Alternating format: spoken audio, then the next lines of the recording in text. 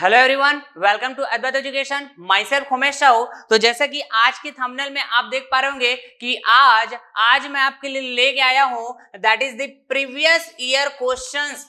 Clear? तो previous year questions का मैं एनालिसिस कराने वाला हूं डियर आपको आज, राइट, जिसमें मैं डिफरेंट जेई लेवल के क्वेश्चंस के डिस्कस करूंगा जो प्रीवियस ईयर क्वेश्चंस में है ना आपको देखने को मिलेगा, राइट, जो ऑलरेडी फ्रेम किया हुआ questions, previous year questions, right. Different AE level के क्वेश्चंस के मैं डिस्कस करूंगा जो प्रीवियस ईयर क्वेश्चंस होंगे, जो जो है ना अभी तक फ्रेम हुए होंगे ऐसे क्वेश्चंस। क्लियर बात है? तो भैया यदि आप लास्ट 2 लेक्चर्स नहीं देखे होंगे, राइट, जिसमें मैंने आपसे डिस्कस किया हुआ है मॉड्यूल 1 इंजीनियरिंग मैकेनिक्स सब्जेक्ट का module 1 that is the fundamental of engineering mechanics part 1 and fundamental of engineering mechanics part 2। Clear बात? तो उन है ना लेक्चर्स को पहले तो आप देख लीजिएगा, प्रॉपर नोट्स बना लीजिएगा, तभी आप फील कर पाएंगे हर एक कंसेप्ट्स को। क्लियर बात? हर एक टॉपिक्स को आप फील कर पाएंगे, राइट, जब मैं प्रीवियस ईयर क्वेश्चंस का एनालिसिस कराऊंगा आपको। क्लियर बात? और आप है ना ये भी फील कर पाएंगे डियर कि अभी तक जितने भी क्वेश्चंस आपके पूछे गए हैं प्रीवियस ईयर, समझ रहे हैं क्या बात को? ओके, उनमें ऐसा कोई भी क्वेश्चंस नहीं होगा, उसमें ऐसा कोई भी क्वेश्चंस नहीं होगा जो है ना जो कॉन्सेप्ट मैं प्रोवाइड करूंगा उससे बाहर का क्वेश्चंस हो, जो मैं टॉपिक्स आपको डील करूंगा उससे बाहर का क्वेश्चंस हो। ऐसा बिल्कुल भी नहीं होगा, ऐसा बिल्कुल भी नहीं होगा। मैं पूरे टॉपिक्स को कवर करूंगा, मैं पूरे कॉन्सेप्ट्स को कवर करूंगा, कोई भी कंसेप्ट स्किप नहीं करूंगा, जैसे कि मैं ऑलरेडी है ना ये स्टार्टिंग से ये बात बोलते आ रहा हूं, राइट। तो वीडियो लेक्चर के साथ आप सीक्वेंस में बने रहिएगा डियर, राइट, बहुत ज्यादा फायदे में रहोगे, हर एक पॉइंट्स को मैं डिस्कस करूंगा। ओके, तो चलिए फिर हम लोग स्टार्ट करते हैं भैया प्रीवियस ईयर क्वेश्चंस का एनालिसिस, राइट। तो ये रहा आपके पास स्क्रीन में पहला क्वेश्चन, राइट, और ये जो क्वेश्चंस है ना ये ना आरआरबी जेई 2019 सेकंड शिफ्ट में फ्रेम किया हुआ क्वेश्चंस है। तो चलिए रीड करते हैं डियर, रीड करते हैं इस क्वेश्चंस में आपको क्या इंफॉर्मेशन गिवन है। Is that clear? तो आइए जरा, action and reaction act on, right, option आपके पास है भैया on different bodies but in same direction. Option B, on same body but in opposite direction. Option C, on same body and in same direction. And option D, on different bodies but in opposite direction. अब बताइए आप मेरे को कि मैं last lecture में है ना, बताइए कौन सा lecture, fundamental of engineering mechanics part 1, ये एक्शन रिएक्शन की बात किया हुआ है कि नहीं किया हुआ है? यदि आप लेक्चर्स देखे होंगे डियर तो आपको बिल्कुल आइडिया होगा, राइट। तो आप बोलेंगे यस सर, आपने डिस्कस किया हुआ है। कब जब मैं आपसे बात किया था क्या Newton's third law of motion.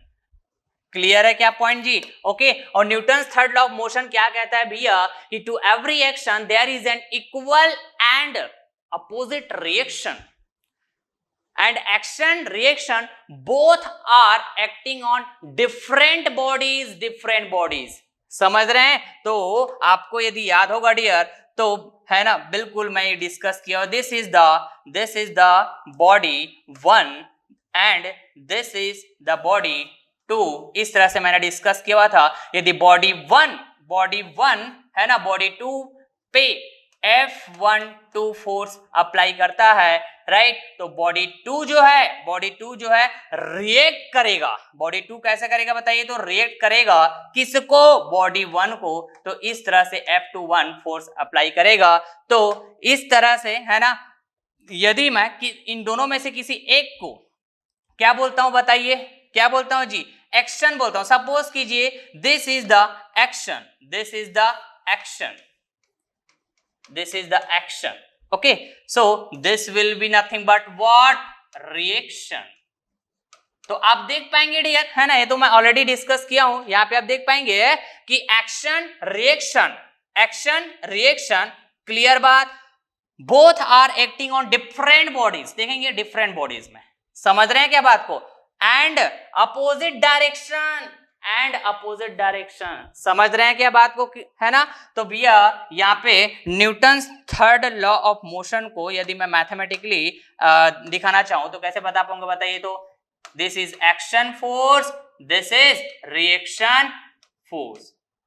Clear बात, action and reaction basically clear. दोनों कैसे होंगे, इक्वल होंगे बट अपोजिट इन डायरेक्शन, तो ये माइनस साइन आता है ऐसे इस तरह से। क्लियर बात। और ये दोनों फोर्सेस आप देख पाएंगे, या फिर मैं बोलूं ये एक्शन और रिएक्शन डिफरेंट बॉडीज में एक्ट करते हैं भैया, डिफरेंट बॉडीज में but in opposite direction, right. तो इस क्वेश्चंस में यदि मैं ऑप्शन वाइज एलिमिनेट करना जाऊं, राइट, तो यहां पर ना डियर मैं ऑप्शन बी और ऑप्शन सी को ऐसे ही मैं एलिमिनेट कर सकता हूं। सर ऐसा क्यों? क्योंकि ना डियर यहाँ पे सेम बॉडी की बात हुई है, सेम बॉडी की बात हुई है एक्शन और रिएक्शन के लिए, तो ये तो ऐसे ही एलिमिनेट हो गया। तो भैया हमारा जो करेक्ट ऑप्शन हो सकता है या तो ऑप्शन ए हो सकता है या तो ऑप्शन डी हो सकता है। तो भैया डिफरेंट बॉडीज की बात हुई है ऑप्शन ए और डी में, लेकिन हमारे पास डिफरेंट है ना, डिफरेंट क्या होना चाहिए बताइए, तो है ना डिफरेंट बॉडी के साथ साथ अपोजिट डायरेक्शन की भी बात होना चाहिए। तो यहाँ पे डिफरेंट बॉडी के साथ साथ देखेंगे यहाँ पे सेम डायरेक्शन की बात हुई है, तो ये तो नहीं हो सकता है, ये ऑप्शन ए नहीं हो सकता है। तो एक ही ऑप्शन बच गया भैया। सो बताइए तो जरा, ये ऑप्शन डी जो है ना ये हमारा करेक्ट हो जाएगा कि action reaction act on different bodies but in opposite direction, opposite direction. Is that clear? तो ये रहा भैया आपके पास क्वेश्चन 1 जो आरआरबी जेईई 2019 सेकेंड शिफ्ट में पूछा गया क्वेश्चन है डियर, प्रीवियस ईयर क्वेश्चन। समझ पाए क्या? देखिए बहुत आसान क्वेश्चन आता है डियर, बहुत आसान क्वेश्चन। क्लियर बात? ओके, तो आइए जरा अब हम लोग बात करते हैं भैया नेक्स्ट क्वेश्चन की। तो ये रहा आपके पास स्क्रीन में नेक्स्ट क्वेश्चन। अब ये जो क्वेश्चन है ना, ये ना आपके पास केरला पीएससी एई एग्जाम 2015 में फ्रेम किया हुआ क्वेश्चंस है। समझ रहे हैं क्या बात को?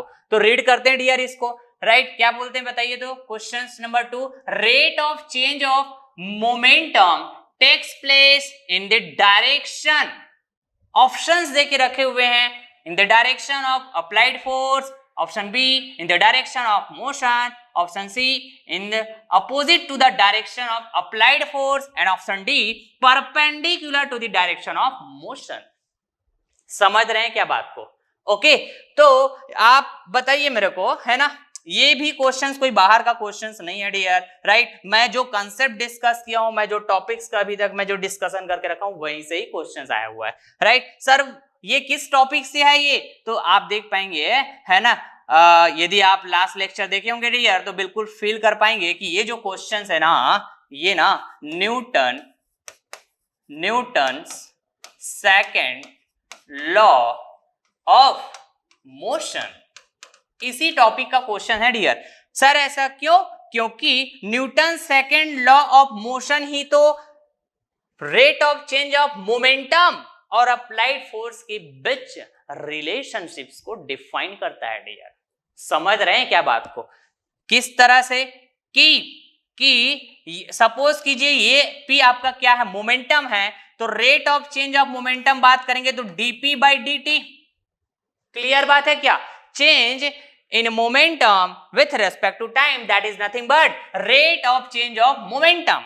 Yes, this will be always equals to F, that is nothing but what? Applied force. Yes, ऐसे ही तो है ना बात किए थे सर हमने, ऐसे ही तो बात किए थे। तो ये तो मैग्नीट्यूड वाइज बात हुआ, ये तो मैग्नीट्यूड वाइज बात हुआ, राइट। लेकिन डायरेक्शन वाइज भी हमने बात किया हुआ था Newton second law of motion में कि जिस डायरेक्शन में मोमेंटम में चेंज होगा या फिर जिस डायरेक्शन में आप बात करोगे rate of change of momentum, right, तो उसी डायरेक्शन में होगा जिस डायरेक्शन में आपने फोर्स को अप्लाई करके रखा हुआ है। समझ रहे हैं क्या बात को? क्लियर बात? तो rate of change of momentum takes place in the direction of what? Applied force. समझ रहे हैं? As per the Newton second law of motion, right. तो ऑप्शन डी नहीं हो सकता, ऑप्शन सी नहीं हो सकता, ऑप्शन बी नहीं हो सकता, तो हो सकता है तो क्या option A, yes, option A is the correct.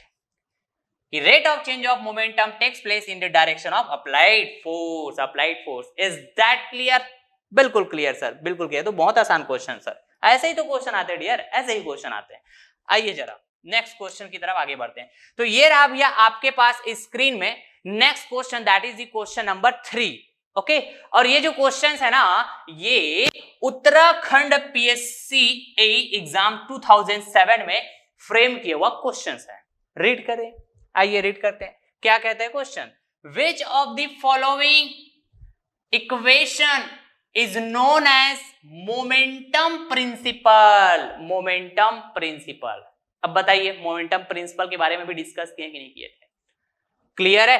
तो बताइए, इसमें आप ऑप्शन देख पाएंगे कि ऑप्शन ए है ना, चेक करते हैं कि कौन सा इक्वेशन है भैया जो मोमेंटम प्रिंसिपल को रिप्रेजेंट करता है, राइट, या फिर मोमेंटम प्रिंसिपल के बारे में इंफॉर्मेशन देता है। समझ रहे हैं क्या बात को? ओके, तो बताइए, ये F equal to D M square V divided by D T.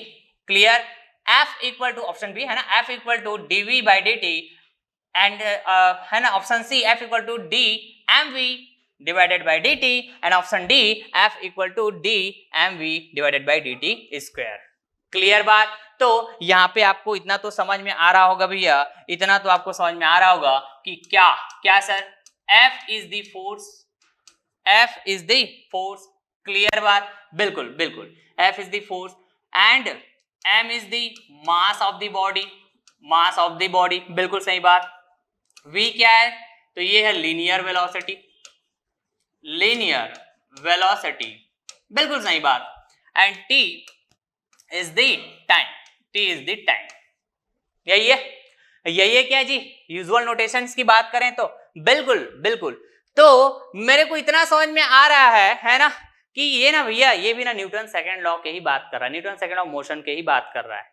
बताया था मैंने आपको कि Newton second law of motion, Newton second law of motion is also known as momentum principle. Momentum principle, क्योंकि मोमेंटम की बात हम लोग न्यूटन सेकंड लॉ में तो बात करते हैं क्या जी? क्लियर है? ओके, तो अभी जस्ट मैंने बात की Newton second law of motion, right. Newton, फिर से बात करते हैं, Newton second law of motion, इसके अकॉर्डिंग अगेन हम लोग बात करें ना डियर, तो बताइए, अभी जस्ट मैंने बात किया था कि भैया क्या ये जो फोर्स होगा, और बेसिकली ये फोर्स क्या, applied force, applied force, much better, applied force. तो ये जो अप्लाइड फोर्स होगा, ये ना rate of change of momentum, और you can say linear momentum with respect to time, इसके इक्वल होता है। बट जो लिनियर मोमेंटम होता है भैया, that is P, this will be equals to product of mass into linear velocity, linear velocity. समझ रहे हैं क्या बात को? तो बताइए जरा, इसको और मैं आगे प्रोसीड करूं, राइट, इसको है ना, या फिर मैं इसको क्या करूं, सिंप्लीफाई करूं, तो बताइए, ये F इक्वल टू क्या हो जाएगा, D, राइट, और ये P को रिप्लेस करोगे किससे, mv से, तो ये m इंटू वी, बिल्कुल सही बात, डिवाइडेड बाई dt। यस, मिल गया हमको इक्वेशन। अरे मिल गया क्या इक्वेशन, बताइए। बिल्कुल सर, ये वही इक्वेशन तो है जो आपने है ना बताए हुए हैं न्यूटन सेकंड लॉ जब पढ़ाए थे तो, राइट। तो मैंने आपको ये भी बात बोल के रखा हुआ था भैया कि इस इक्वेशंस, ये जो इक्वेशंस है ना, ये इस बात की भी इंफॉर्मेशन देती है क्या, momentum, momentum principle, momentum principle, और momentum principle that is nothing but the Newton second law of motion, क्योंकि ये Newton second law of motion के अकॉर्डिंग ही तो है डियर। तो चेक कीजिए, चेक कीजिए कौन सा ऑप्शन होगा करेक्ट। तो option A not correct, option B बिल्कुल भी करेक्ट नहीं है सर, बिल्कुल भी करेक्ट नहीं है, सही बोल रहे हैं। ऑप्शन डी, तो देखेंगे D M V by D, T का स्क्वायर बोल रहे हैं ना, टी का स्क्वायर, तो ये तो नहीं है, ऑप्शन डी तो बिल्कुल भी नहीं हो सकता। यस, तो option C will be what correct, ये हो जाएगा हमारा करेक्ट ऑप्शन। यस, कितना आसान क्वेश्चन डियर, कितना आसान क्वेश्चन, समझ रहे हैं क्या बात को? ओके, तो चलिए फिर है ना नेक्स्ट क्वेश्चन की डिस्कस कर लेते हैं डियर। नेक्स्ट क्वेश्चन की डिस्कस कर लेते हैं, राइट। तो ये रहा भैया आपके पास स्क्रीन में नेक्स्ट क्वेश्चन, राइट। और ये जो क्वेश्चन है ना, ये ना तमिलनाडु पीएससीए एग्जाम 2013 में फ्रेम किया हुआ क्वेश्चन है। Is that clear? तो चलिए रीड करते हैं इसको, है ना। ये ना अभी जस्ट जो थर्ड क्वेश्चन डिस्कस किया ना, ये वही क्वेश्चन है डियर, वही क्वेश्चन है। ओके, इसमें आप देखेंगे तो momentum equation are derived from option A first law of thermodynamics, no ये तो हो ही नहीं सकता। Option B Newton's first law of motion, Newton's first law of motion, right, ये तो हो ही नहीं सकता, ये तो हो ही नहीं सकता। ठीक, फर्स्ट लॉ ऑफ मोशन में लोग मोमेंटम वगैरह की कहां बात करते हैं जी? अरे नहीं करते हैं भाई, नहीं करते हैं। Option C Newton second law of motion, yes Newton second law of motion, जिसमें हम लोग ना मोमेंटम की बात करते हैं, मोमेंटम की बात करते हैं भैया, क्योंकि है ना, अभी जस्ट मैंने बताया कि भैया force equals to D P by D T, मतलब rate of change of linear momentum, है ना, इक्वल्स टू फोर्स। क्लियर बात आ रही बात समझ में? तो बताइए ऑप्शन सी तो हो सकता है, बट ऑप्शन डी की बात करें तो सेकेंड लॉ ऑफ थर्मोडायनेमिक्स, है ना, थर्मोडायनेमिक्स थोड़ी पढ़ रहे हैं जी थर्मोडायनेमिक्स थोड़ी पढ़ रहे हैं हम लोग। क्लियर बात है, तो हो ही नहीं सकता। तो ऐसे ही एलिमिनेट कर सकते थे आप फर्स्ट लॉ ऑफ थर्मोडायनेमिक्स, तो भैया ये हो ही नहीं सकता, सेकेंड लॉ ऑफ थर्मोडायनेमिक्स हो ही नहीं सकता। ए ऑप्शन डी ऑप्शन तो ऐसे एलिमिनेट हो गया। क्लियर है? आप ना डियर कॉम्पिटिटिव एग्जाम में जिसमें आपके ऑब्जेक्टिव क्वेश्चन आते हैं, आप ट्राई कीजिए एलिमिनेट करना ऑप्शन को पहले। समझ रहे हैं क्या बात को? कई बार ऐसा होगा कि आपको ना जो क्वेश्चन पूछा गया है उसमें जो भी कंसेप्ट होगा, तो कंसेप्ट का जैसे कई बार होता है ना कि आप कंसेप्चुअली फंस रहे हैं, राइट, या फिर कंसेप्चुअली आप उस क्वेश्चन के लिए उतना गुड नहीं है, समझ रहे? ऐसा यदि आपको लग रहा है एट दैट टाइम जब आप एग्जाम हॉल में बैठे हुए, तो आप ना ऑप्शंस को एलिमिनेट करना स्टार्ट करो। तो क्या नहीं हो सकता है, क्या नहीं हो सकता है? तो ए ऑप्शन डी ऑप्शन तो ऐसे ही समझ में आ गया, नहीं हो सकता। Newton's first law of motion, ये तो हो ही नहीं सकता, हम लोग मोमेंटम की बात करते ही नहीं। तो बच गया क्या? Option C, yes this will be the correct option, right, that is the Newton second law of motion. और Newton second law of motion में ही भी हम लोग मोमेंटम इक्वेशंस को डिराइव करते हैं, यही है Newton second law of motion. समझ रहे हैं क्या बात को? तभी तो हम लोग बोलते हैं जी P इक्वल्स टू क्या, mv, यहीं से। समझ रहे हैं क्या बात को? क्लियर है? बिल्कुल क्लियर है सर, बिल्कुल क्लियर है। तो आइए जरा नेक्स्ट क्वेश्चन की बात कर लेते हैं अब, राइट। तो ये रहा भैया आपके पास स्क्रीन में next question, that is the question number 5। Okay, और ये जो क्वेश्चन है ना डियर, ये ना again RRB JEE 2019 first shift में फ्रेम किया हुआ question. Is that clear? Read करिए, रीड करिए, रीड करिए।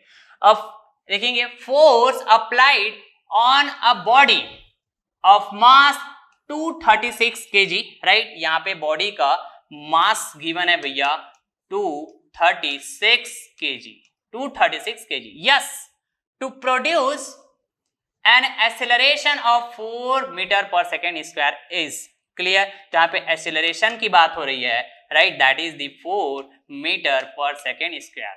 क्लियर बात है? तो सर हमको पूछा क्या गया इस क्वेश्चन में, राइट, उस फोर्स अप्लाइड को बताओ भैया, उस फोर्स अप्लाइड को। क्लियर है? जो बॉडी में अप्लाई हुआ जिसका मास है 236 kg। क्लियर बात? और उस फोर्स के कारण, या फिर मैं कहूं वो जो फोर्स अप्लाई करके रखे हुए हैं आपने बॉडी में, राइट, वो एक्सेलरेशन प्रोड्यूस कर रहा है, राइट, बॉडी को एक्सेलरेट कर रहा है ना। और कौन सा एक्सेलरेशन के साथ? तो बताइए 4 metre per second square. Yes yes. तो क्वेश्चन में आपको ना बेसिकली फोर्स पूछा गया है, समझ रहे हैं? देखेंगे ऑप्शन में भी, है ना, यूनिट वाइज बात करोगे तो न्यूटन न्यूटन इस तरह से बात हुआ है।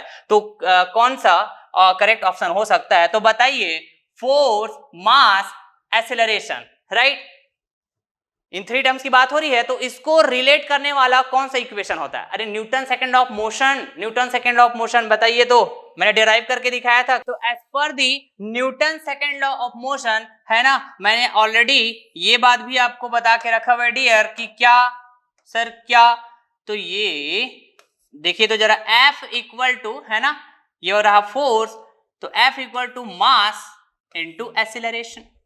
मास, एक्सेलरेशन, फोर्स में रिलेशन जो बताते हैं भैया according to Newton second law of motion, ऐसे ही बताते हैं क्या? बताइए तो, ऐसे ही तो बताते हैं सर, बिल्कुल सही तो बोल रहे हो आप, राइट। तो जस्ट वैल्यू पुट कर दीजिए, ये रहा फोर्स और मास की वैल्यू क्या बताइए तो 236 इंटू एक्सेलरेशन की वैल्यू भैया 4, राइट। तो जस्ट है ना इसको आप सॉल्व करेंगे तो आपको ना फोर्स की वैल्यू यहाँ पे मिल जाएगा डियर, राइट। देखिए तो जरा, ये हो जाएगा 4 छका 24 का 4, ठीक, हासिल गया 2, 4 दिया 12, 12 और 2 14, ठीक है। तो 14 का फिर से 4 हासिल गया 1, 4 दूनी 8 और 1 क्या हो जाएगा 9, 944 Newton. Yes, this will be your answer, this will be your answer. Clear बात? तो देख लीजिए कौन सा आंसर, कौन सा ऑप्शन करेक्ट होगा हमारा, राइट। तो 944 न्यूटन है भैया फोर्स की जो वैल्यू है। समझ पा रहे हैं क्या बात को? तो this will be the correct option, correct answer. Is that clear? Okay, देखिए कितना आसान क्वेश्चन दिया, कितना आसान क्वेश्चन। तो चलिए नेक्स्ट क्वेश्चन की तरफ आगे बढ़ते हैं। ये रहा भैया आपके पास स्क्रीन में नेक्स्ट क्वेश्चन, क्वेश्चन नंबर 6। और ये जो क्वेश्चन है ये ना मध्य प्रदेश सब इंजीनियर 2016 सेकंड शिफ्ट में फ्रेम किया हुआ क्वेश्चन है। Is that clear? रीड करते हैं डियर, रीड करते हैं इस क्वेश्चन में क्या पूछा जा रहा है। What is the effect of force, है ना question number 6, what is the effect of force applied on rigid body. Clear बात? तो यहाँ पे ना आपके पास फोर्स के बारे में है ना पूछा गया है भैया। तो फोर्स को हमने फुल्ली डिफाइन तो किया हुआ है, फुल्ली डिफाइन तो किया हुआ है। और मैं आपको ये बात बोल के भी रखा हुआ था, राइट, कि आपके जेईई एग्जाम में है ना इन बातों को बिल्कुल आप केयर कीजिएगा। तो उन्हीं बातों के ऊपर ही ना ये बेस्ट क्वेश्चन है डियर। समझ रहे हैं क्या बात को? क्लियर? फोर्स के डेफिनेशन के ऊपर ही। तो फोर्स का इफेक्ट, राइट, रिजिड बॉडी में जब फोर्स अप्लाई होता है तो क्या क्या इफेक्ट आ सकता है, ये ऑप्शंस में है।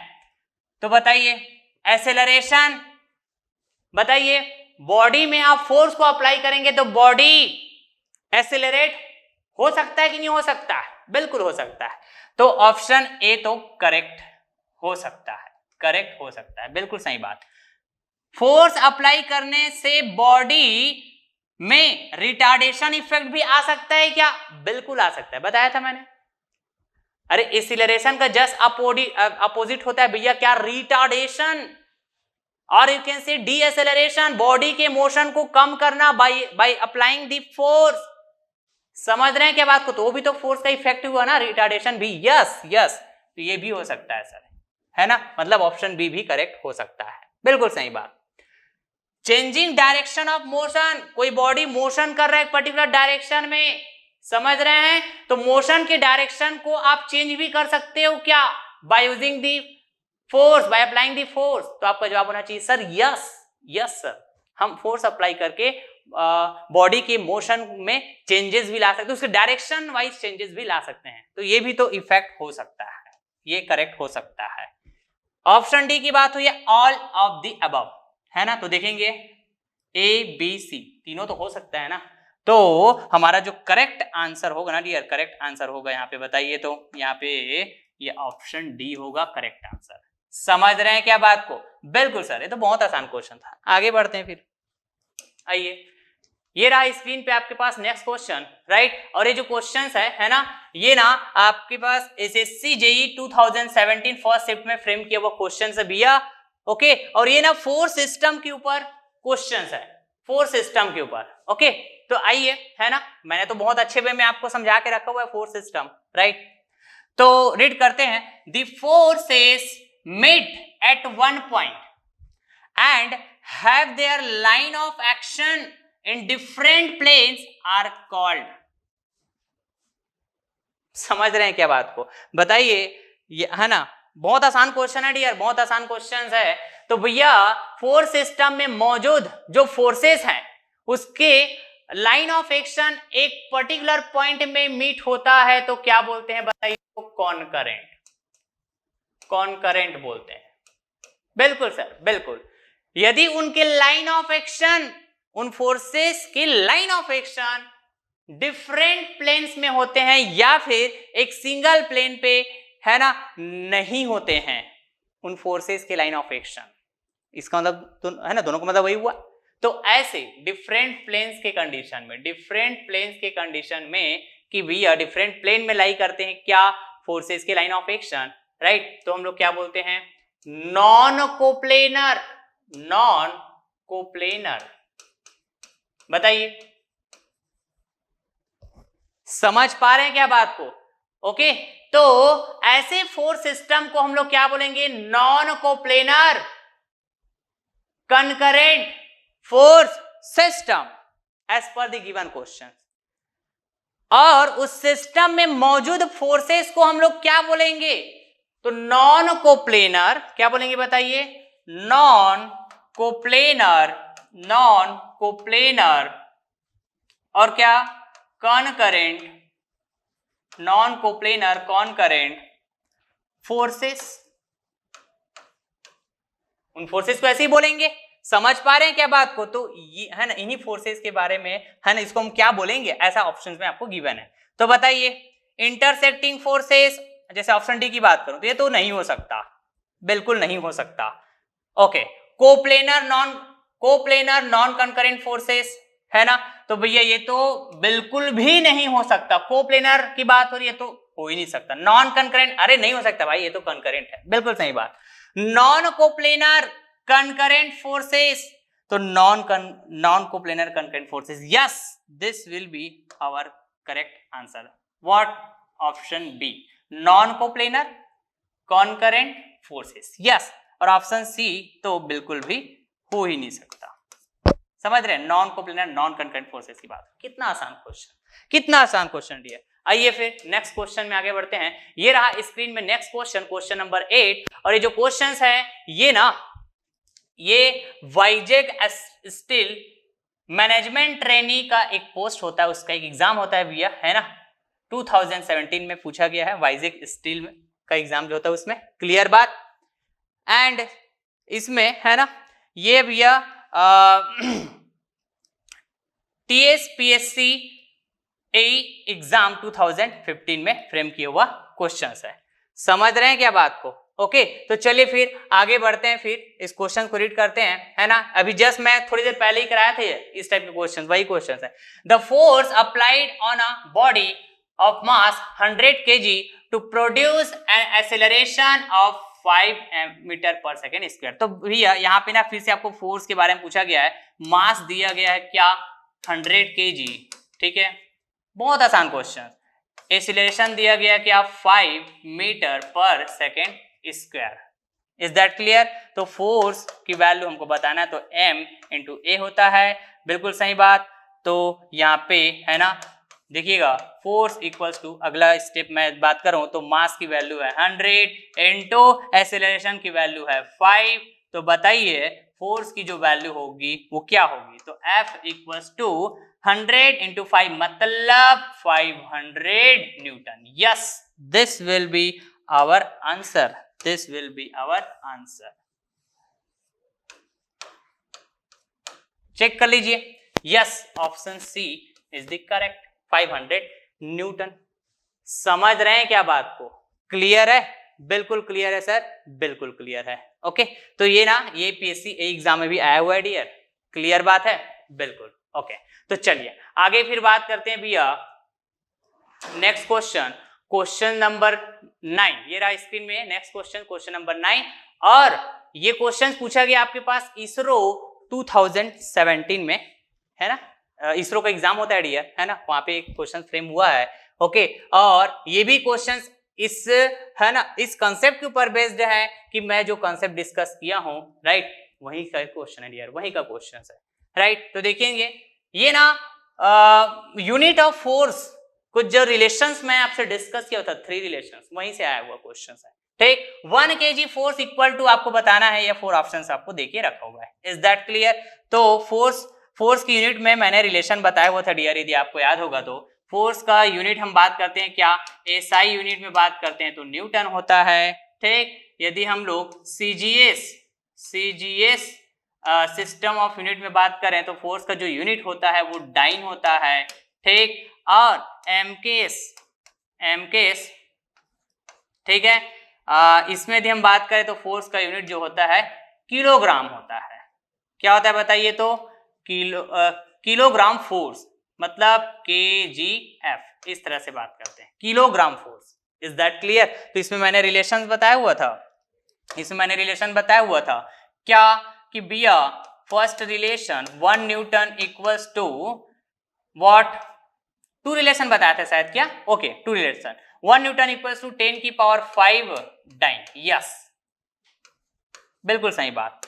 सेकेंड रिलेशन बताया था मैं 1 newton equals to, sorry 1 newton नहीं, क्या न्यूटन और केजीएफ में, तो 1 केजीएफ मतलब 1 केजी फोर्स इक्वल्स टू हम बात करें तो 9.81 न्यूटन, यस इस तरह से तो बात किए थे हम लोग। तो यहीं पे है ना क्वेश्चंस में बात हुई है 1 केजी फोर्स मतलब ये इज इक्वल टू 9.81 न्यूटन होना चाहिए। तो बताइए ये तो हो नहीं सकता, बी ऑप्शन भी 8.9 बात हो रही है, ये तो हो नहीं सकता, डी ऑप्शन 12 न्यूटन ये तो नहीं हो सकता सर, बिल्कुल नहीं हो सकता। तो option C is B the correct 9.8 Newton.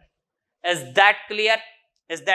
बिल्कुल सर, बिल्कुल। आगे बढ़िए सर, आगे बढ़िए। तो चलिए ये रहा आपके पास क्वेश्चंस, नेक्स्ट क्वेश्चंस स्क्रीन में, ठीक है। और ये जो क्वेश्चंस है आरआरबी जेईई 2019 फर्स्ट शिफ्ट में फ्रेम किया हुआ क्वेश्चंस है। ओके डियर, बिल्कुल। तो आइए रीड करते हैं। ये ना फोर्स सिस्टम के ऊपर अगेन बात हो रही है। क्वेश्चन जो है, if the line of action of all the forces are along the same line then the forces are said to be what? तो याद कीजिए डियर, याद कीजिए कि भैया एक ना ऐसे एक ऐसे कॉमन लाइन की बात होती है, एक सिंगल लाइन की बात होती है जिसमें सब यदि सभी फोर्सेस है ना, फोर्स सिस्टम में मौजूद जो सभी फोर्सेस हैं है ना, इसी लाइन के अलोंग यदि एक्ट करता है, सपोज कीजिए this is the force F1, this is the force F2, this is the force F3, तो बताइए ऐसे फोर्स सिस्टम को हम लोग क्या बोलते हैं? कोलिनियर फोर्स सिस्टम, क्लियर बात। और इस सिस्टम में मौजूद फोर्सेस को हम लोग क्या बोलेंगे? कोलिनियर फोर्सेस, यस यही तो बात हुई है। तो बताइए यहां पे प्लेन वाली बात नहीं हो रही है कि फोर्सेस सिंगल प्लेन में है कि फोर्सेस डिफरेंट प्लेन में है, ऐसा तो बात नहीं हो रहा है। समझ रहे हैं क्या बात को? जस्ट पूछा गया, देखो क्वेश्चंस में जैसा हमको पूछा गया वैसा ही जवाब देंगे, वैसा ही आंसर करेंगे। समझ रहे हैं क्या बात को? If the line of action of all the forces are along the same line then the forces are said to be what? बताइए collinear forces, yes option A will be correct. तो भैया यहाँ पे ना ऑप्शन डी में plane वगैरह की बात हो रही है तो हो ही नहीं सकता, ऑप्शन सी में भी है ना प्लेन की बात कर रहे हैं, ऑप्शन बी में भी, ये तो हो ही नहीं सकता। तो इस तरह से आप ऑप्शंस को एलिमिनेट करना चाहिए पहले, जब भी आप कॉन्सेप्चुअली फंसते हैं तो, क्लियर बात। तो जो करेक्ट आंसर जो रहता है ना वो खुद ब खुद आपको समझ में आ जाता है कि कौन सा ऑप्शन करेक्ट हो सकता है। Is that clear? तो इस वे में आपको अप्रोच करना चाहिए जब ऑब्जेक्टिव क्वेश्चंस रहते हैं आपके कॉम्पिटिटिव एग्जाम पे। ओके, नेक्स्ट क्वेश्चन स्क्रीन पे, नेक्स्ट क्वेश्चन है भैया, आइए जरा। और ये जो क्वेश्चंस है ना, ये आप देख पाएंगे भी, जस्ट मैं वाईजेक स्टील वाला एक क्वेश्चंस लिया था, ठीक, वाईजेक स्टील मैनेजमेंट ट्रेनिंग 2011 में फ्रेम किया हुआ क्वेश्चंस है, ठीक है। रीड करते हैं डियर, रीड करते हैं। When can the force be called as non-coplanar, non-concurrent forces? ये भी फोर्स सिस्टम के ऊपर ही क्वेश्चंस है, समझ रहे हैं? तो भैया non coplanar, non concurrent forces, इन सब के बारे में बहुत अच्छे से हमने डिस्कस किए हुए हैं ना, बिल्कुल किए तो है सर। तो नॉन कोप्लेनर मतलब line of action of all the forces do not lie in the same plane, or I can say line of action of all the forces lie in different planes। इसका मतलब होता है क्या? Non coplanar, बिल्कुल sir ऐसा ही तो होता है। और नॉन कंकरेंट का मतलब क्या होता है कि फोर्सेस, जितने भी फोर्सेस होंगे फोर्स सिस्टम में मौजूद, उन सभी फोर्सेस का लाइन ऑफ एक्शन एक सिंगल पॉइंट पे, एक है ना वन पॉइंट पे मीट नहीं होता है, right. Line of action of all the forces do not meet at one point, तो हम लोग उसको क्या बोलते हैं? Non concurrent. बिल्कुल सही बात। तो आइए ऑप्शन रीड करते हैं। मीट एट वन पॉइंट, हाँ ऑप्शन ए तो हो सकता है, लेकिन आगे भी पढ़ना जरूरी है। But their line of action do not lie on the same plane, do not lie on the same plane. नहीं हो सकता ना जी, ये तो हो ही नहीं सकता ना। कैसे? नॉन कंकरेंट के लिए ये होता है क्या, बताइए? मीट एट वन पॉइंट, नहीं भाई नहीं, वो तो कॉन्करेंट के लिए होता है। तो ये यहां से यदि आप बात करोगे तो इतना वाला जो लाइन बात हुई है मीट एट वन पॉइंट, ये तो हो ही नहीं सकता।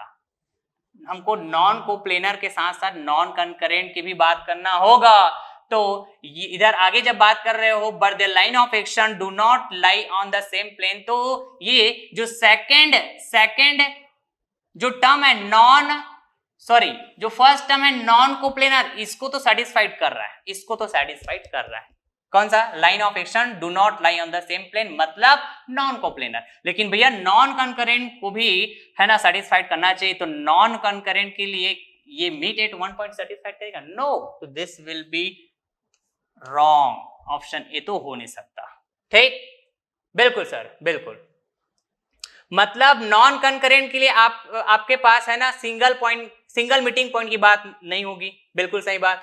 और नॉन कोप्लेनर के लिए डिफरेंट प्लेन्स की बात होगी। ये है क्वेश्चन हमारा, समझ रहे हैं क्या बात को?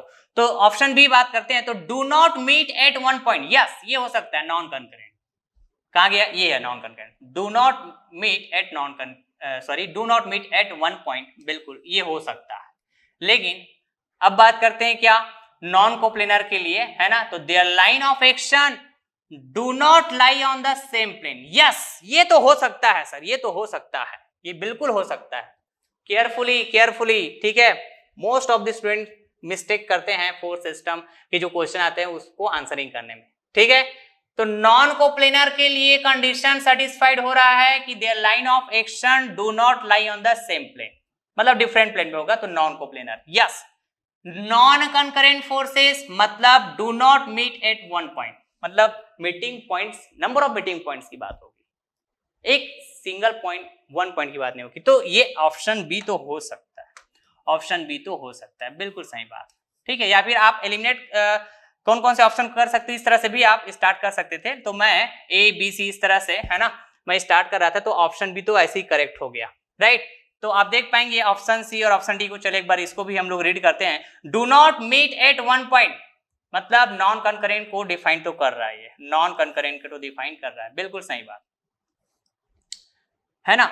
But their line of action lie on the same plane, तो ये तो नॉन कोप्लेनर को डिफाइन नहीं किया, नॉन कोप्लेनर को डिफाइन नहीं किया, समझ रहे हैं क्या बात को? तो ये तो हो नहीं सकता, ये तो बिल्कुल भी नहीं हो सकता, सही।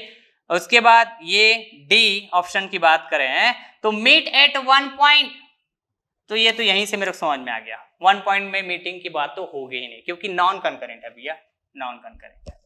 समझ पा रहे हैं क्या बात को? तो दोनों कंडीशन सेटिस्फाइड होना चाहिए, नॉन कोप्लेनर के लिए भी और नॉन कंकरेंट के लिए भी, तभी आप है ना करेक्ट आंसर की तरह, करेक्ट ऑप्शन की तरह जा सकते हैं।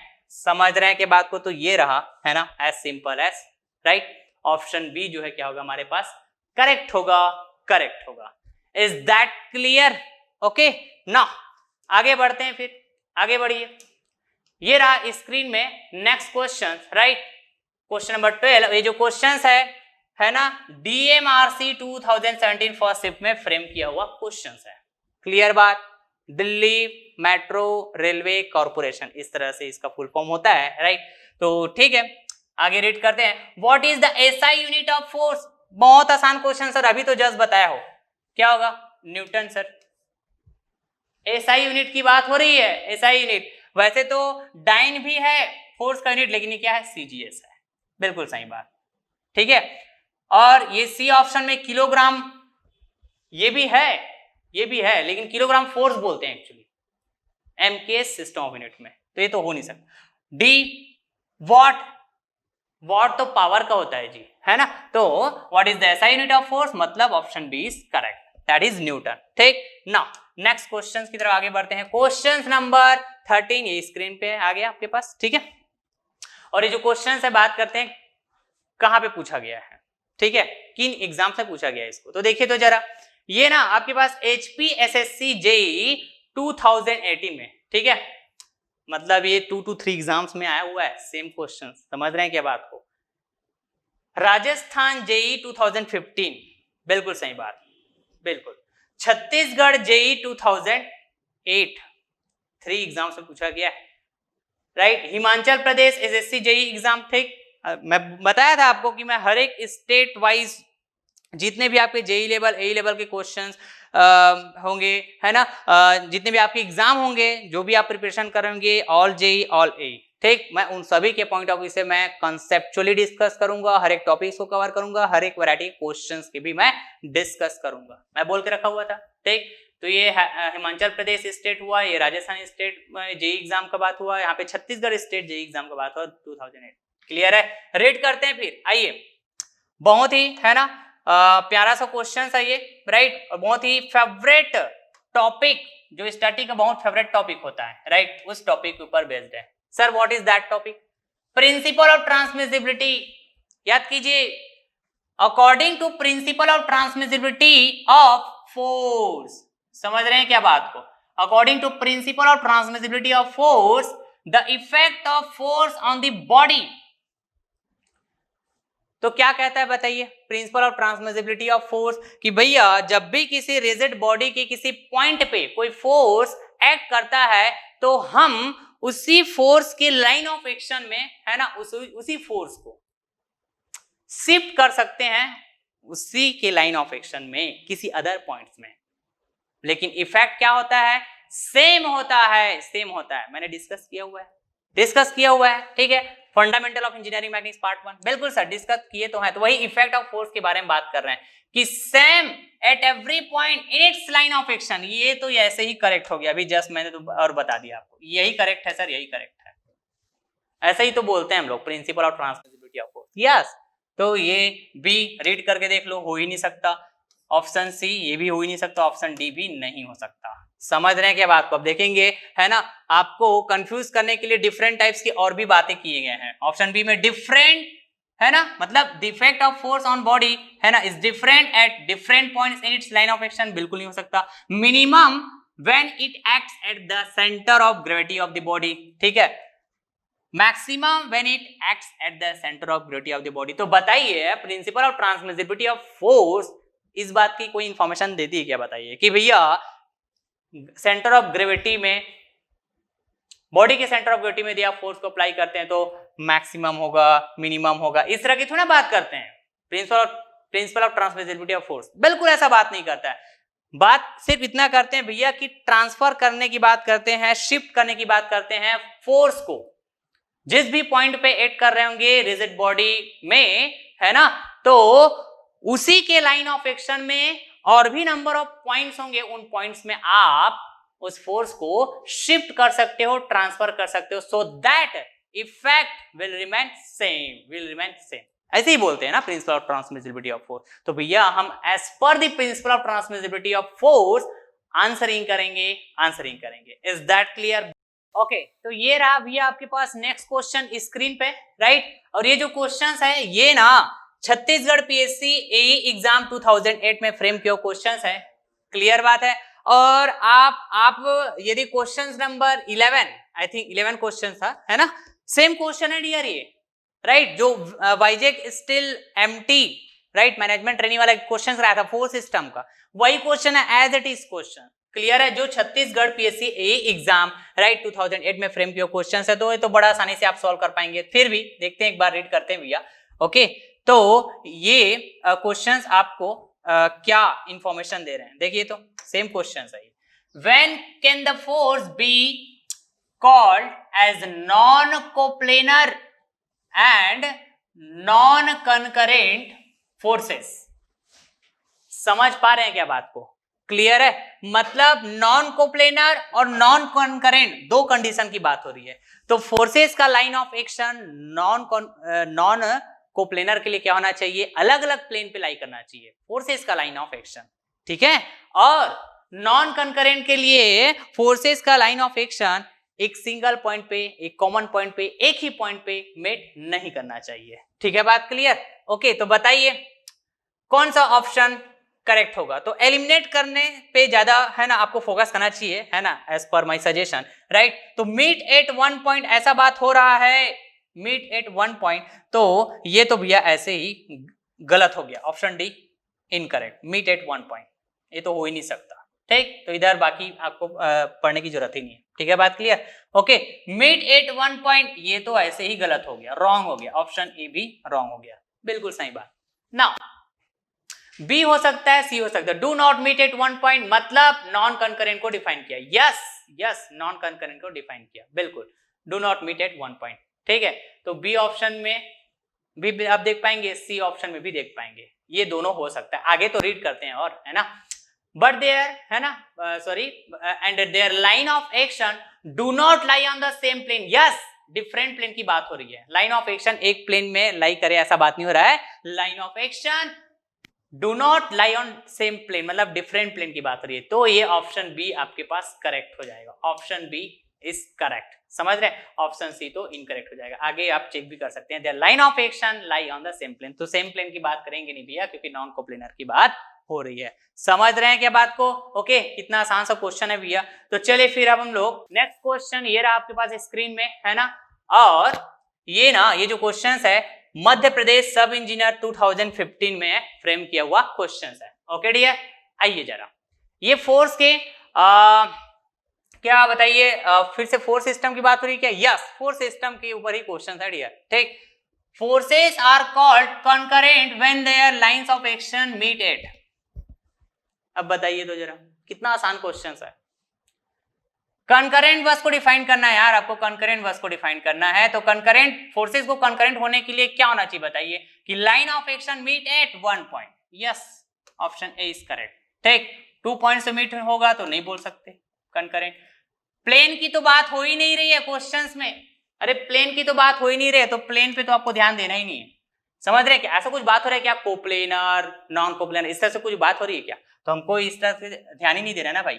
परपेंडिकुलर प्लेन्स बिल्कुल ध्यान नहीं देना, सिर्फ ध्यान देना अपने को एज पर दी क्वेश्चन, जैसा क्वेश्चन में आपको पूछा जा रहा है। Is that clear? बिल्कुल बिल्कुल। Now next question. अच्छा, ये सब इंजीनियर जो होता है ना डियर, सब इंजीनियर ये ना जेई जैसा होता है, जेई लेवल का ये पोस्ट होता है। ठीक है, मध्य प्रदेश सब इंजीनियर 2015।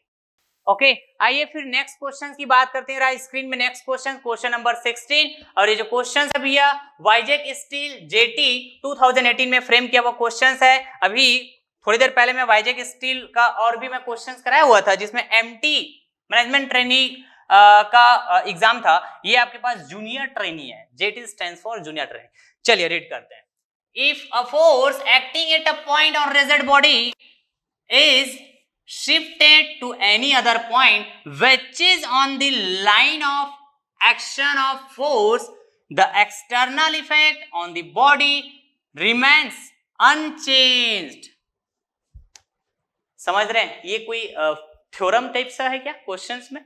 समझ रहे हैं क्या बात को? बताइए तो। फोर्स को शिफ्ट करने की बात हुई है, यहाँ पे फोर्स को शिफ्ट करने की बात हुई है। क्लियर? तो प्रिंसिपल ऑफ ट्रांसमिसिबिलिटी वाली की बात हो रही है सर, समझ गया, मैं समझ गया। तो ये तो ऑप्शन ए करेक्ट है सर, ऑप्शन ए करेक्ट है। ठीक है, ऑप्शन ए तो ऐसा बोलेगा ना, principle of transmissibility of force ही तो ऐसे ही बात करते हैं क्या? Is that clear? तो ये तो ऐसे ही इनकरेक्ट हो गया, इनकरेक्ट हो गया, इनकरेक्ट हो गया। ठीक, तो Lami's theorem, Varignon's theorem, parallelogram, law of forces, ये हम डिस्कस करेंगे। इंजीनियरिंग मैकेनिक्स सब्जेक्ट का ही टॉपिक है, हम डिस्कस करेंगे ठीक आने वाले लेक्चर्स में। क्लियर बात? Upcoming lectures, right. आइए, बहुत आसान क्वेश्चन, नेक्स्ट क्वेश्चन की डिस्कस करते हैं भैया। ये रहा स्क्रीन में क्वेश्चन नंबर 70। ये क्वेश्चन आपके पास मध्य प्रदेश जेई 2011 में फ्रेम किया वो क्वेश्चन है। ठीक, यहाँ पे फिर से फोर्स के रिगार्डिंग क्वेश्चन किया जा रहा है, राइट। और ये क्वेश्चन आप देख पाएंगे, पहले तो रीड करते हैं। Effect of force on body depend on, right, depend on किन किन बातों पे डिपेंड करेगा कि बॉडी में जो फोर्स अप्लाई हुआ, ठीक, उसका इफेक्ट किन किन बातों पे डिपेंड करेगा, यही पूछ रहे हैं आपके पास। समझ रहे हैं क्या बात को? बिल्कुल। मैग्नीट्यूड पे डिपेंड करेगा क्या? यस भैया, बॉडी में फोर्स अप्लाई किए हैं तो तो बॉडी में आप चाहते इफेक्ट आए, जैसे मतलब डिफाइन किए थे ना फोर्स को, rest to motion, motion to rest, है ना, मोशन टू रिटार्ड, तो एक तरह का इफेक्ट ही तो है। तो आपको ये पता होना चाहिए भैया कि आप उस बॉडी में कितने मैग्नीट्यूड का फोर्स अप्लाई कर रहे हैं। समझ रहे हैं क्या बात को? ठीक है, तो मैग्नीट्यूड पे डिपेंड करेगा कि नहीं करेगा? बिल्कुल करेगा, बिल्कुल करेगा। डायरेक्शन पे, किस डायरेक्शन में आपने फोर्स को अप्लाई किया हुआ है सो दैट आपको इफेक्ट देखने को मिले उस बॉडी में, बिल्कुल डिपेंड करेगा। Line of action, line of action में भी डिपेंड करेगा क्या? समझ पा रहे हैं क्या बात को? बिल्कुल बिल्कुल, लाइन ऑफ एक्शन में भी डिपेंड करेगा। तो बेसिकली ना ये आपको ना उन पैरामीटर्स की बात हुई है इस क्वेश्चन में, समझ रहे हैं? आपके पास ये पैरामीटर, नीडेड पैरामीटर्स, जिसको मैंने डेफिनेशन में इंक्लूड किया था, याद कीजिए, ठीक है? तो ये नीडेड पैरामीटर्स ही तो है, नीडेड पैरामीटर्स ही तो है, मतलब फोर्स को डिफाइन करने के बारे में ही पूछ रहे हैं आपके पास इस क्वेश्चन में। तो all of the above will be the correct, all of the above will be the correct, as simple as. बिल्कुल सर, बिल्कुल। आगे बढ़ते हैं फिर। ये रहा स्क्रीन में next question, right, question number 18। और जो क्वेश्चन है देखिए, ओपीएससी एई एग्जाम 2016 में फ्रेम किया हुआ क्वेश्चन, मतलब ओडिशा पीएससी एई एग्जाम, समझ रहे हैं? ओडिशा स्टेट में एई एग्जाम का ये क्वेश्चन है भैया, समझ रहे हैं? ठीक, तो ये भी ना फिर से आपके पास फोर्स के लिए नीडेड पैरामीटर्स की बात हो रही है यहाँ पर भी। ठीक, बहुत आसान question. The effect of force on a body depends upon, right, तो डायरेक्शन में डिपेंड करेगा, यस, मैग्नीट्यूड में डिपेंड करेगा, यस, पोजीशन में डिपेंड करेगा, यस। तो सर पोजीशन का मतलब कि भैया उस फोर्स को, जिस फोर्स को आपने बॉडी में अप्लाई किया हुआ है, कहां पे अप्लाई किया है, उसका लोकेशन, और आई कैन से किस पॉइंट पे आपने अप्लाई किया हुआ, पॉइंट ऑफ एप्लीकेशन समझाया था मैं, जिस पॉइंट पे फोर्स एक्ट करता है, मतलब पॉइंट ऑफ एप्लीकेशन। तो point of application is nothing but what you can say position, position पे भी डिपेंड करेगा। And all of the above, तो बताइए answer will be sir D, correct option will be the D. Sir D option ही होगा sir correct इसका, बिल्कुल sir, बिल्कुल। ओके, नेक्स्ट क्वेश्चन की बात करते हैं। ये रहा स्क्रीन में next question, question number 19। Which law of motion, right, of Newton, right, law of motion की बात कर रहे हैं किसका? न्यूटन का। ठीक, गिव्स मेजर ऑफ फोर्स, तो फोर्स को मेजर करने की इंफॉर्मेशन न्यूटन का कौन सा लॉ है ना आपको प्रोवाइड करता है, बताइए। ठीक, तो फर्स्ट लॉ तो भैया फोर्स को क्वालिटेटिवली डिफाइन करता है, राइट, इस बात को हमेशा ध्यान में रखिएगा, और नेक्स्ट एग्जाम के लिए आप रेडी रहिएगा इस तरह के क्वेश्चंस के लिए, ठीक है। First law of motion, Newton first law of motion force को क्वालिटेटिवली डिफाइन करता है, Newton second law of motion force को क्वांटिटेटिवली डिफाइन करता है, राइट, और क्वांटिटेटिवली मतलब क्वांटिटी, और क्वांटिटी मतलब मेजरेबल, समझ रहे हैं, मतलब मेजर करने की इंफॉर्मेशन देती है न्यूटन सेकंड ऑफ मोशन। और Newton third law of motion है ना, क्या बताते हैं? एक्सेलरेशन की बात करता है, ठीक है, बात क्लियर? ओके, तो भैया मेजर ऑफ फोर्स बताइए। Newton first law of motion, no, बिल्कुल नहीं हो सकता। Newton second law of motion, yes, ये हो सकता है, राइट, ऑप्शन सी। तो newton third law of motion, ये तो बिल्कुल भी नहीं हो सकता। नॉन ऑफ दिस, इनमें से कोई नहीं। ऐसा मैं बिल्कुल नहीं बोलूंगा, क्योंकि ऑप्शन बी मेरे को समझ में आ रहा है, हो सकता है, तो भैया ये डी तो नहीं हो सकता। समझ रहे हैं क्या बात को? तो what will be the correct answer? Correct answer will be option B, newton second law of motion that gives the measure of force. और ये क्वेश्चन सर कौन से एग्जाम में आया हुआ है? तो ये क्वेश्चन आपके पास आया भैया एसएससी जेईई 2014 सेकंड सेट में फ्रेम किया हुआ क्वेश्चन है। बहुत आसान क्वेश्चन सर, बहुत आसान क्वेश्चन। आइए आगे बढ़ते हैं। ये देखिए स्क्रीन पे आपके पास नेक्स्ट क्वेश्चन फिर से है ना, देखिए क्वेश्चन नंबर 20। ये भी ना फोर्स की क्वांटिटी वाइज ही बात कर रहे हैं, और ये question SSC JEE 2014 first shift में फ्रेम किया हुआ क्वेश्चन है, ठीक है। आ रही बात समझ में? बिल्कुल बिल्कुल। तो रीड करिए, the quantity which is equal to rate of change of momentum is known as. तो बताइए newton second law of motion, right, किस बात की इंफॉर्मेशन देती है भैया? राइट, भैया कि momentum, right, rate of change of momentum that is dp by dt। समझ रहे हैं क्या बात को? Okay, this will be equals to what? Applied force, and this is that quantity, this is that quantity. समझ रहे हैं? जिसके बारे में हमको पूछा गया है, जिसके बारे में हमको क्वेश्चंस में पूछा गया है। तो बताइए ये क्या है? बताइए, फोर्स है ना भाई, ये क्या है? फोर्स ही तो है, ठीक है सर। तो आंसर डी होगा क्या? यस, आंसर डी होगा डियर, आंसर डी होगा। तो ऑप्शन ए हो नहीं सकता, ऑप्शन बी हो नहीं सकता, ऑप्शन सी हो नहीं सकता। समझ रहे हैं क्या बात को? क्लियर है? तो this is the previous year questions. Clear? जो जितने भी मैं डिस्कस किए प्रीवियस ईयर क्वेश्चंस है भैया, है ना, जितने भी क्वेश्चन, राइट। तो आप फील कर पाएंगे डियर, मैंने 20 क्वेश्चंस डिस्कस किया आपके पास, और सभी क्या थे आपके पास? जेई एई एग्जाम के क्वेश्चंस, कुछ और भी डिफरेंट एग्जाम के क्वेश्चंस मैंने डिस्कस किया। तो आप बताइए मेरे को, जितना भी कंसेप्ट का डिस्कशन किया हूं मैं, जितना भी टॉपिक्स अभी तक मैं कवर किया हूं, राइट, तो जितने क्वेश्चंस का मैं जो डिस्कस किया इसमें आप बिल्कुल फील कर पाएंगे कि कोई भी क्वेश्चंस ना सर, आप जो टॉपिक्स डिस्कस किए, आप जो कॉन्सेप्ट डिस्कस किए वो कहीं बाहर से नहीं है, उन्हीं टॉपिक्स, उन्हीं कॉन्सेप्ट से पूछा गया क्वेश्चंस है सर, ये सभी के सभी क्वेश्चंस। समझ रहे हैं? ओके, तो आने वाले आपके जो एग्जाम होंगे, जो आपके जो भी रिसेंट एग्जाम होंगे, समझ रहे हैं? ओके, चाहे वो जेई लेवल के एग्जाम हो, चाहे वो ए लेवल के एग्जाम हो, तो आप रेडी रहेगा डियर, राइट। आपके पास जब क्वेश्चंस, जब आप अपने एग्जाम में देखेंगे, तो यदि आप पूरे लेक्चर को सीक्वेंस में फॉलो किए रहेंगे, राइट, प्रॉपर नोट्स प्रिपेयर किए रहेंगे, तो हर एक क्वेश्चन आपसे सॉल्व होंगे, हर एक क्वेश्चन अभी है ना आपसे सॉल्व होंगे, राइट। तो ये था हमारे पास module 1, right, that is fundamental of engineering mechanics, जिसमें हमने टॉपिक्स का भी डिस्कशन कर लिया और क्वेश्चंस का भी डिस्कशन कर लिया। तो इसी के साथ तो है ना सक्सेसफुली कंप्लीट हो जाता है हमारा module 1 fundamental of engineering mechanics, ठीक है।